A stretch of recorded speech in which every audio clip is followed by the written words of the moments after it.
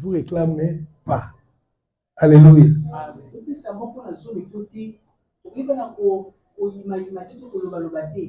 Que nous allions en mission. Vous contribuez, vous ne contribuez pas, vous ne verrez pas nous plaindre.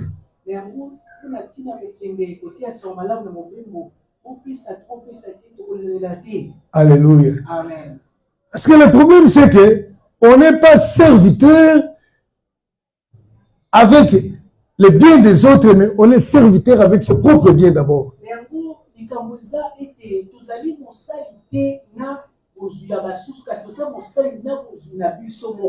Alléluia. Amen. Par exemple, comme nous sommes ici, nous sommes en manque de liens propices pour les cultes. Pour avoir une portion de terrain pour les cultes.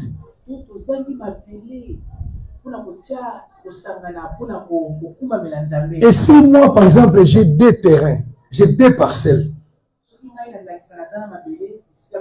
je commence à réfléchir que moi, comme j'ai 3 enfants, il faut que je m'efforce pour en avoir 3. Comme ça, quand je vais mourir, je vais donner à mes enfants, à chacun, une parcelle.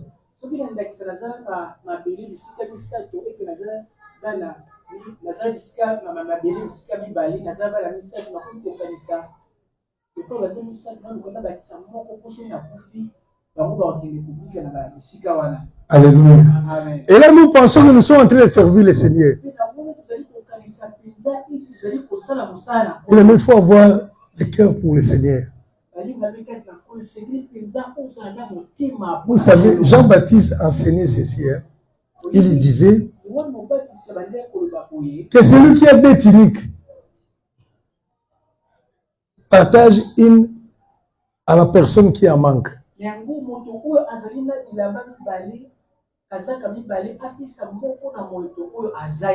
Alléluia. Amen. Il y a des serviteurs qui percent avec le Seigneur. Ce sont des serviteurs qui sont venus avec tous leurs biens. Parce qu'ils n'ont plus rien à rechercher derrière. Ils n'ont qu'à regarder devant. Alléluia. Amen. Ils n'ont plus rien à regarder derrière. Ils cherchent tout simplement ce qui est devant. Alléluia. Amen. Et quand le Seigneur regarde, il dit, ça c'est une personne qui ne regarde plus en arrière, c'est une personne que je dois utiliser pour l'avancement de mon royaume.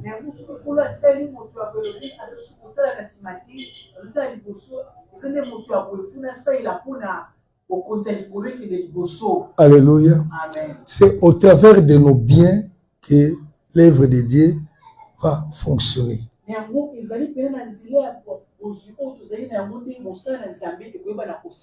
Donc, en principe, quand quelqu'un regarde, il voit que nous sommes en manque de ça, en panne de ça, et que lui, il en a 2, alors qu'on peut utiliser bien un, tu ne peux pas rester à la maison et tu dis que non, ce n'est pas un problème, moi je suis en train de servir le Seigneur. Oui, tu vas servir, mais tu risques de te retrouver un serviteur inutile.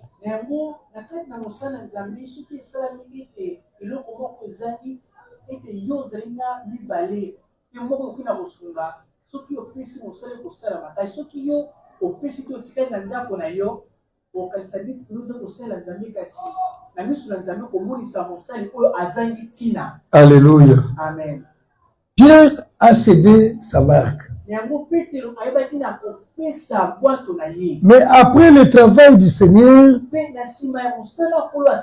les poissons qu'il a reçus, il n'a même pas eu le temps de les utiliser.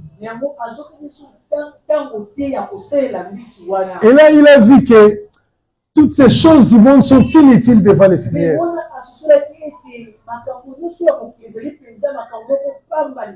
Je ne sais pas si sa femme était venue pour vendre les poissons là. Parce que la Bible dit que lui, et ils ont tout abandonné et à l'instant, ils l'ont suivi.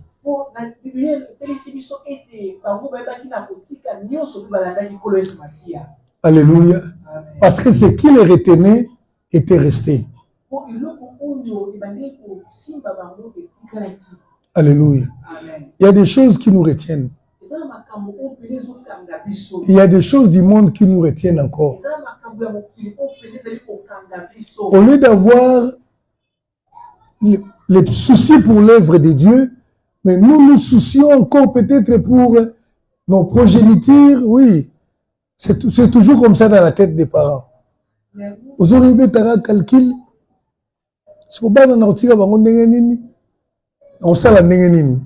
Alléluia. Or, il y a un meka, azoya komi tika nyonso pas l'ensemble, va vivre le miracle du Seigneur. Parce que le Seigneur a dit ceci à Pierre. Il n'y a personne qui va abandonner ses affaires à cause de l'évangile et qu'il les reçoive au centuple dans les siècles présents. Alléluia. Amen. Alors le blocage, ça vient quoi? Qui te laisse dans les grands soucis. Il y a ma kamu oyo ya lelo. Et quand tu te laisses, il n'y a plus moyen que tu avances. Or, si tu as abandonné, si tu as lâché, tu te sentiras libre pour avancer. Et le Seigneur verra que cette personne a déjà tout donné. Alors, il n'y a plus rien que je peux lui empêcher.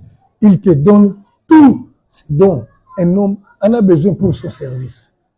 Et tu vas servir, tu deviendras utile aux yeux du Seigneur. Alléluia. Amen.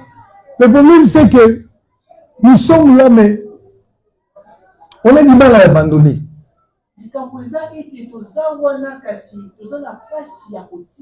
Alléluia. Amen. On a du mal à abandonner. Il y a des gens qui s'approprient même des choses de Dieu. Ils pensent que ce sont des choses à eux.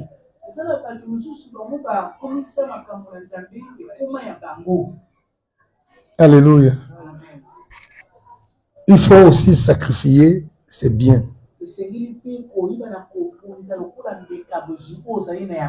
Alléluia. Amen. Et toutes les personnes qui ont marché avec le Seigneur, ils sacrifiaient à partir de leurs propres biens.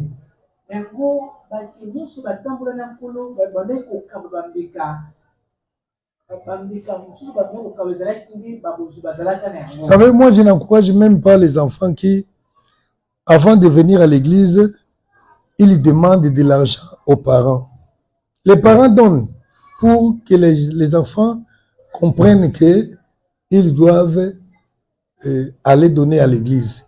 Mais la réalité, c'est que il faut que l'enfant lui-même, comme je vois mes enfants ici, on leur donne de l'argent pour aller à l'école, ils savent épargner pour acheter les chargeurs, les tablettes, rien de problème.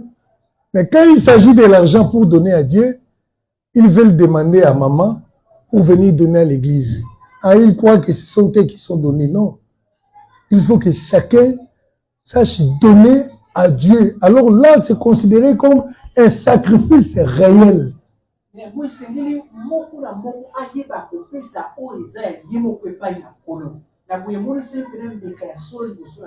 Alléluia. Amen. Un jour, David voulait offrir, il est allé demander un terrain et quelqu'un lui a donné un terrain gratuitement. Il fallait qu'il construise un hôtel et offrir un sacrifice.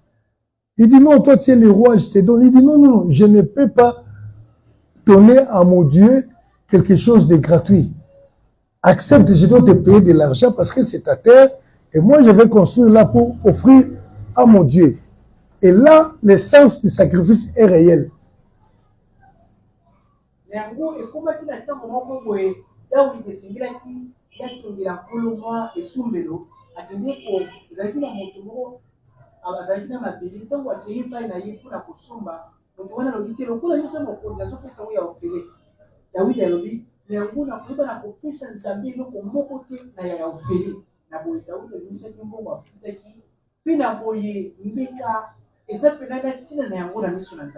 Alléluia. Amen.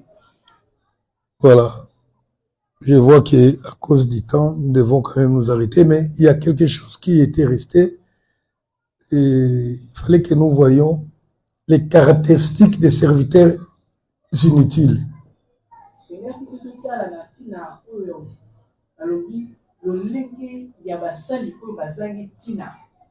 Alléluia. Amen. Je ne sais pas si on peut prendre même 5 minutes rapidement. Vous savez, les serviteurs inutiles, ce sont des paresseux.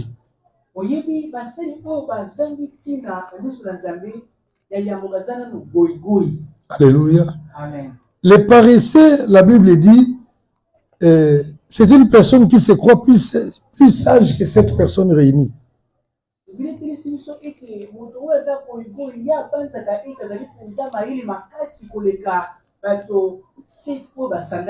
Alléluia. Amen. Donc on peut dire nous allons faire ceci ou cela. Oh non, lui il ne voit que les dangers. Vous savez, c'est bien, mais si on fait ça, ça ne va pas tenir.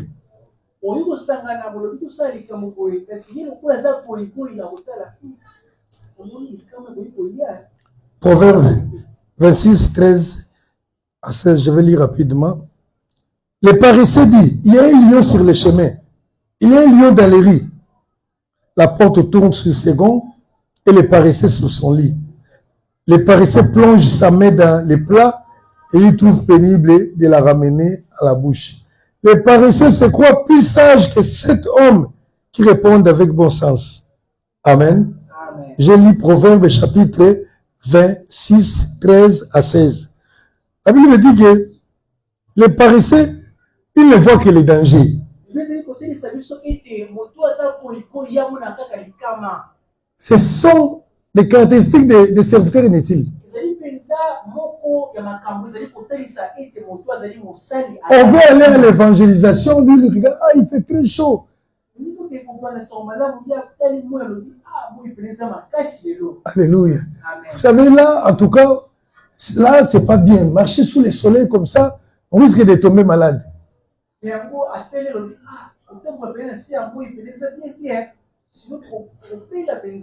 demain il dit, il fait très froid. Ça, en tout cas, c'est pas bon. Marcher dans le froid comme ça, on risque d'attraper la grippe. Et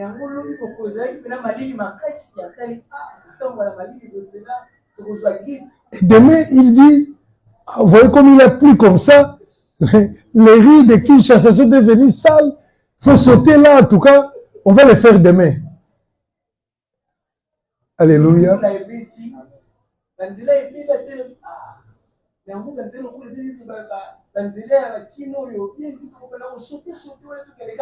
Et la Bible dit qu'il se croit plus sage que cette personne réunie.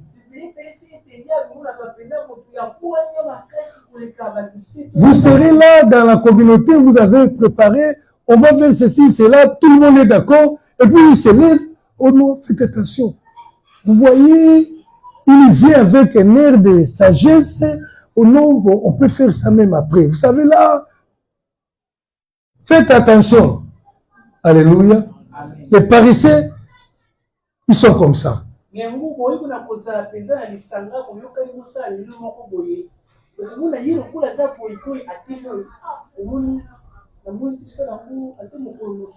Ce sont des hommes négligents. Les négligents, quand vous leur dites, on va faire ceci, ils vous disent, attends, ça, même si on fait ça, c'est pas... Donc, pour eux, il faut faire, mais il faut toujours faire. Ils ne veulent pas travailler avec sérieux. Excusez.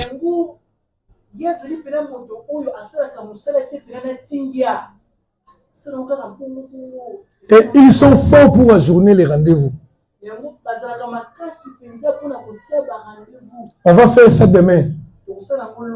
Alléluia. Amen. Et quand on arrive demain, ils trouvent que non, il y a encore un autre demain.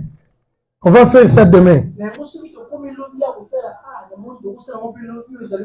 La Bible nous dit, ne te félicite pas du lendemain, car tu ne sais pas ce que ça va donner.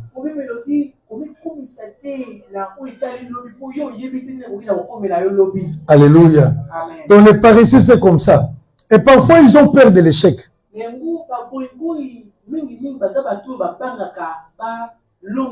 Ils ont peur de... ils craignent la honte. Ah, si on sort comme ça, je ne sais pas, vous allez, on va nous voir comme si nous on est... Hein? Qu'est-ce que les gens vont dire? Ils craignent ce que les hommes diront d'eux, au lieu de craindre ce que Dieu peut dire d'eux.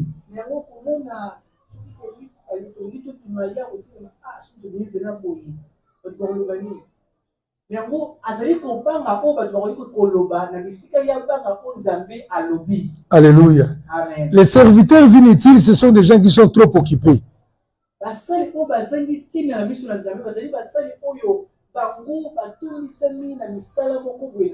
Donc ce sont les esclaves du monde. Le Seigneur les a libérés, mais ils sont entrés dans les choses du monde et ils se retrouvent trop occupés. Je n'ai pas de temps. Alléluia. Amen. Les serviteurs inutiles, ce sont des gens insatisfaits.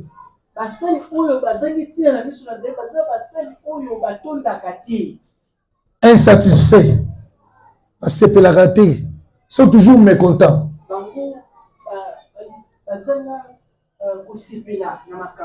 Ils se plaignent toujours.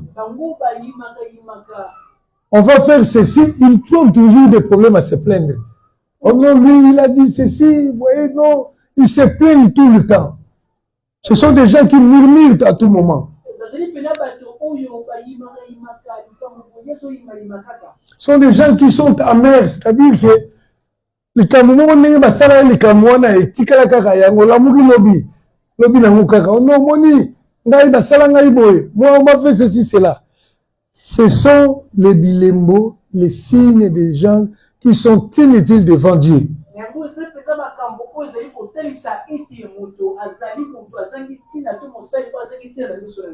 Lorsqu'une autre personne prend l'initiative de faire quelque chose, il y a ce pelagabongoté. Lui, il n'est pas content. Il se dit, bon, moi, j'aime pas ça. Et là, qu'est-ce qu'il fait? Il se relâche. Alléluia. Amen. Au verbe 18, pour finir, versets 1 et 9. Celui qui se tient à l'écart cherche ce qui lui plaît. Il s'irrite contre tout ce qui est sage. Celui qui se relâche dans son travail est le frère de celui qui détruit. Alléluia. Amen. Ça sont des serviteurs inutiles. Peut-être il attendait qu'on lui fasse ça, on lui donne ça, on lui dise ça. Si on lui dit pas, vous êtes dans le travail là, lui il se relâche.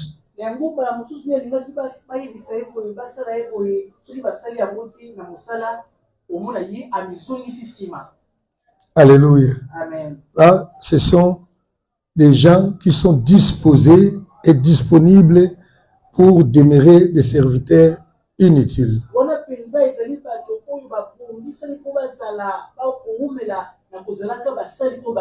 Le serviteur inutile sera jeté au feu.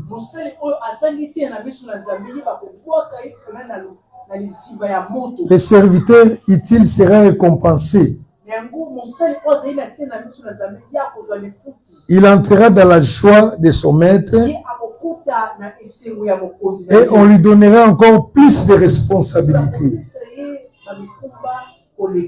Alléluia. Amen. Moi, je pense même que dans les ciels, là, nous aurons des responsabilités. Ce n'est pas dans les ciels, parce qu'il y aura aussi un millénium ici, sur la terre.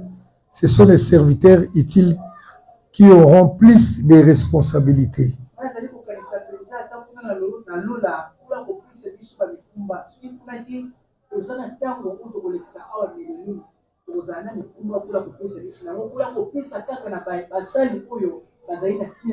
Alors, devenez des serviteurs utiles. Parce que ça dépend plus de toi. Il suffit que tu te décides et tu deviendras utile.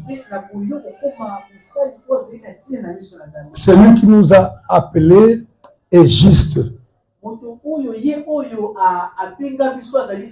Il ne fait acception de personne.